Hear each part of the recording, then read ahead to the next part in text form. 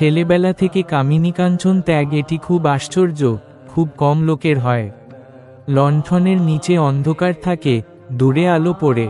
সেই রকম সাধু মহাপুরুষদের নিকটের লোকেরা তাদের বুঝতে পারে না, দূরের লোকেরা তাদের ভাবে মুগ্ধ হয়। ভূত ছাড়বে কেমন করে বলো? যে সর্ষে দিয়ে ভূত ছাড়াবে তার মধ্যেই ভূত ঢুকে বসে আছে। যে মন দিয়ে সাধন ভজন করবে, তাই যদি বিষয়াসক্ত হয়ে পড়ে, তাহলে সাধন ভজন কি করে হবে? দয়া আর মায়া এ দুটি আলাদা জিনিস। মায়া মানে আত্মীয় মমতা, যেমন বাবা, মা, ভাই প্রভৃতির উপর ভালোবাসা। আর দয়া সর্বভূতে ভালোবাসা, সমদৃষ্টি। মায়াতে অজ্ঞান করে রাখে আর বদ্ধ করে, কিন্তু দয়াতে চিত্তশুদ্ধি হয়, ক্রমে বন্ধন মুক্তি হয়।